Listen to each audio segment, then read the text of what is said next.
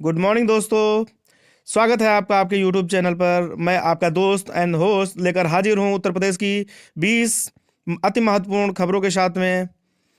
आइए देखते हैं। सब्र कर बंदे, मुसीबत के दिन गुजर जाएंगे। एक न एक दिन हंसी उड़ाने वालों के भी चेहरे उतर जाएंगे।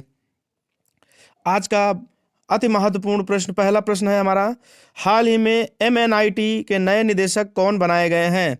पहला ऑप्शन है प्रमोद कुमार जैन, दूसरा ऑप्शन है प्रोफेसर रमाशंकर वर्मा, तीसरा ऑप्शन है प्रोफेसर राजीव त्रिपाठी और चौथा ऑप्शन है इनमें से कोई नहीं। तो हमारा कौन बनाए गए हैं? प्रोफेसर रमाशंकर वर्मा जी को एमएनआईटी के नए निदेशक के रूप में नियुक्त किया गया है। सेकंड क्वेश्चन है हमारा, उत्तर प्रदेश में कयर जियो टेक्सटाइल का केंद्र का कहाँ बनाया गया है?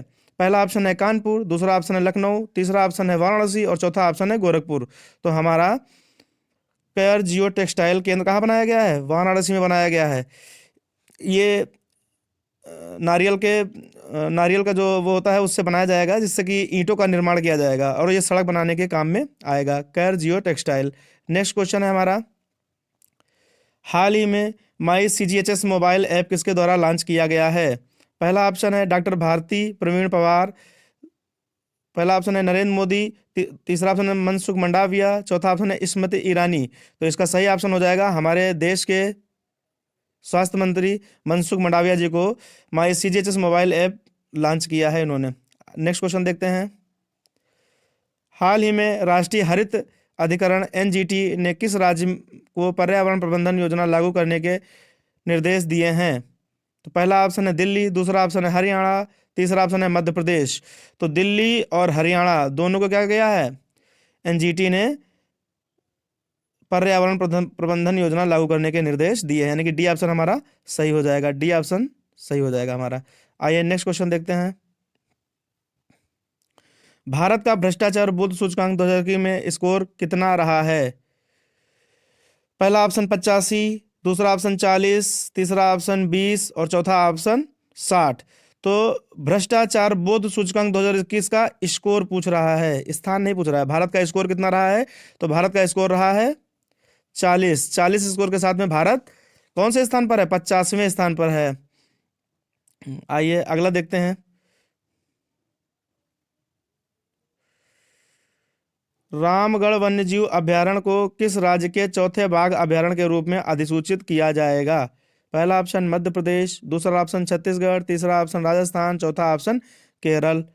तो इसमें हमारा सही ऑप्शन हो जाएगा रामगढ़ वन्यजीव अभयारण्य को राजस्थान राज्य के चौथे बाघ अभयारण्य के रूप में मान्यता दी जाएगी। अभी दिया नहीं गया है, लेकिन हाल ही में जल्दी मिल जाएगा।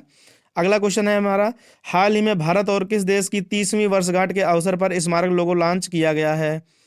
तो पहला ऑप्शन श्रीलंका, दूसरा ऑप्शन स्पेन, तीसरा ऑप्शन वियतनाम, चौथा ऑप्शन इजराइल। तो भारत और इजराइल, यानी चौथा ऑप्शन हमारा बहुत सही हो जाएगा। भारत और इजराइल दोनों की 30 वर्ष की मित्रता के अवसर पर वियतनाम के राष्ट्रीय ध्वज से लोगो लिया गया और भारत का जो अशोक चक्र है उसको मिलाकर एक लोगो तैयार किया गया है, वो स्मारक लॉन्च कर दिया गया है। आइए अगला देखते हैं क्वेश्चन। नेक्स्ट क्वेश्चन हमारा है, भारत का पहला ग्रेफीन सेंटर कहाँ स्थापित किया गया है? तो भारत का पहला ग्रेफीन सेंटर, पहला ऑप्शन तमिलनाडु, दूसरा ऑप्शन उत्तर प्रदेश, तीसरा ऑप्शन केरल और चौथा ऑप्शन कर्नाटक। तो भारत का पहला ग्रेफीन सेंटर केरल राज्य में स्थापित किया गया है। सी ऑप्शन हमारा बिल्कुल सही हो जाएगा। आइए नेक्स्ट देखते हैं, नवा क्वेश्चन है आज का हमारा, हाल ही में राष्ट्रीय मतदाता दिवस कौन सा संस्करण का आयोजन किया गया है? तो राष्ट्रीय मतदाता दिवस कब मनाया जाता है? राष्ट्रीय मतदाता दिवस मनाया जाता है 25 जनवरी को। और इसका कौन सा संस्करण का आयोजन किया गया इस वर्ष? तो पहला ऑप्शन 10वां, दूसरा ऑप्शन 11वां, तीसरा ऑप्शन 12वां, चौथा ऑप्शन 13वां। तो इसका 12वें संस्करण का, यानी कि सी ऑप्शन हमारा सही हो जाएगा। 12वें संस्करण का आयोजन इस वर्ष किया गया है। 2022 में 12वां संस्करण मनाया गया राष्ट्रीय मतदाता दिवस का। 10वां क्वेश्चन है हमारा, 1964 ओलंपिक स्वर्ण विजेता हॉकी टीम के कप्तान चरणजीत सिंह का निधन हुआ, ये किस राज्य से संबंधित थे? पहला ऑप्शन है हिमाचल प्रदेश, दूसरा ऑप्शन है हरियाणा, तीसरा ऑप्शन है उत्तराखंड और चौथा ऑप्शन है उत्तर प्रदेश। तो कप्तान चरणजीत सिंह ये हमारे हिमाचल प्रदेश, यानी कि फर्स्ट ऑप्शन हमारा सही हो जाएगा, हिमाचल प्रदेश से संबंधित थे। नेक्स्ट क्वेश्चन है हमारा, आग, आगरा मास्टर प्लान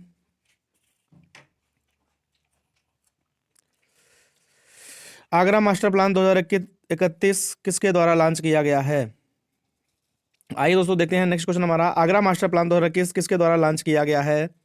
पहला ऑप्शन है लखनऊ विकास प्राधिकरण, दूसरा ऑप्शन है आगरा विकास प्राधिकरण, तीसरा ऑप्शन है सेंट्रल पब्लिक वर्क्स डिपार्टमेंट और चौथा ऑप्शन है उपयुक्त में से कोई नहीं।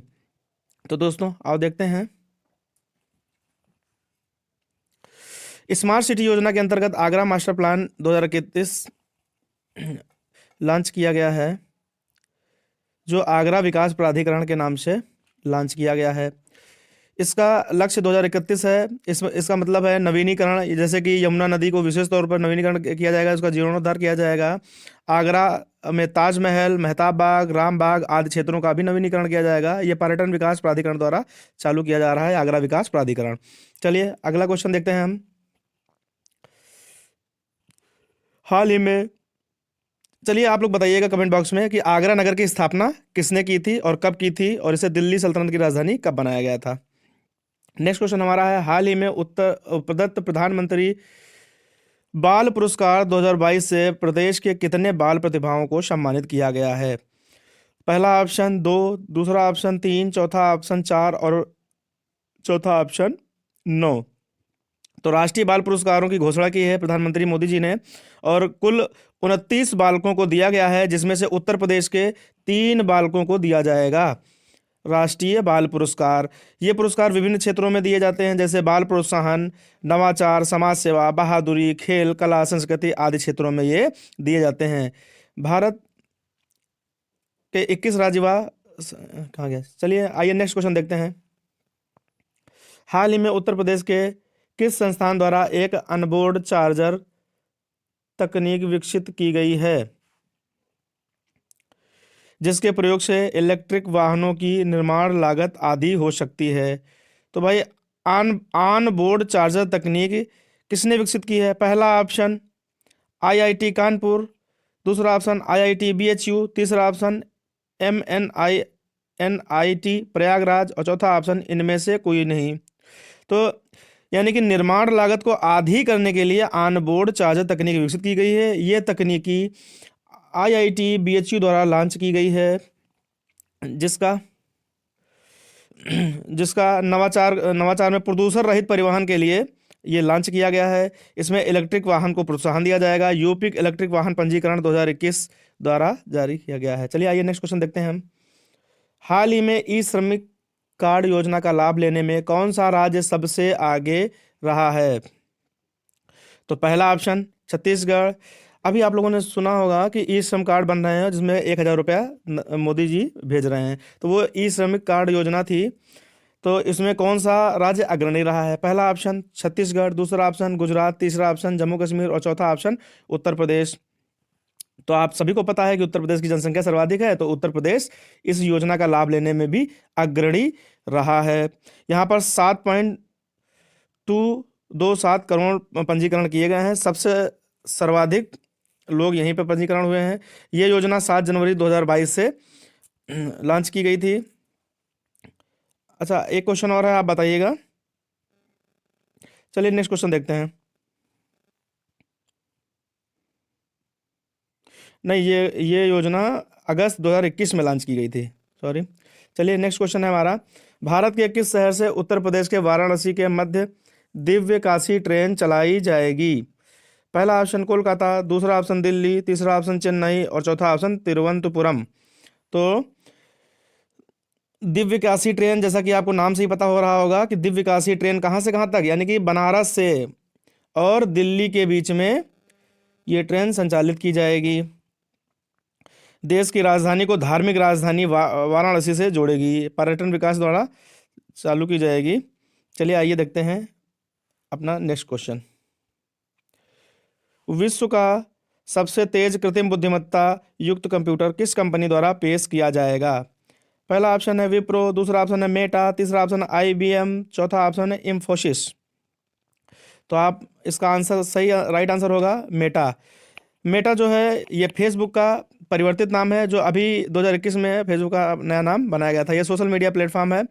कंप्यूटर जगत का तेज कृत्रिम बुद्धिमत्ता युक्त कंप्यूटर मेटा बनाने जा रहा है। चलिए नेक्स्ट क्वेश्चन देखते हैं। हाल ही में केंद्र सरकार द्वारा किस राज्य में एक प्लास्टिक पार्क बनाने की मंजूरी दी गई है? पहला ऑप्शन राजस्थान, दूसरा ऑप्शन केरल, तीसरा ऑप्शन कर्नाटक, चौथा ऑप्शन मध्य प्रदेश। तो ये किसके द्वारा, आप लोग बताइए आंसर। ये कर्नाटक राज्य द्वारा पहला प्लास्टिक पार्क बनाया जा रहा है। इससे पहले भी कई प्लास्टिक पार्क बन चुके हैं, जैसे मध्य प्रदेश में प्लास्टिक पार्क है, असम में प्लास्टिक पार्क है, उड़ीसा में प्लास्टिक पार्क है, झारखंड और तमिलनाडु में भी प्लास्टिक पार्क है। अब कर्नाटक में बनाया जा रहा है। चलिए नेक्स्ट क्वेश्चन देखते हैं। हाल ही में राष्ट्रीय पर्यटन दिवस कब मनाया गया? तो राष्ट्रीय पर्यटन दिवस, पहला ऑप्शन है 23 जनवरी, दूसरा ऑप्शन है 25 जनवरी, तीसरा ऑप्शन है 26 जनवरी और चौथा ऑप्शन है 24 जनवरी। तो राष्ट्रीय पर्यटन दिवस किस तारीख, सी ऑप्शन हमारा बिल्कुल सही हो जाएगा, 25 जनवरी। 25 जनवरी को मतदाता दिवस भी मनाया जाता है, जो कि अभी हमने पढ़ा था आपकी। और 23 जनवरी को पराक्रम दिवस के रूप में मनाते हैं, जो हमारे सुभाष चंद्र बोस जी की 125वीं जन्म दिवस से मनाया जा रहा है।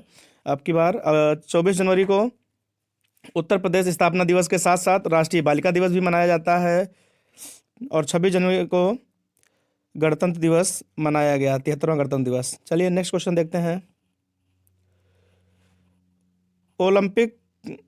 ओलंपियन नीरज चोपड़ा को किस सम्मान से सम्मानित किया गया? पहला ऑप्शन पद्म श्री, दूसरा ऑप्शन पद्म भूषण, तीसरा ऑप्शन पद्म विभूषण, चौथा ऑप्शन परम विशिष्ट सेवा पदक।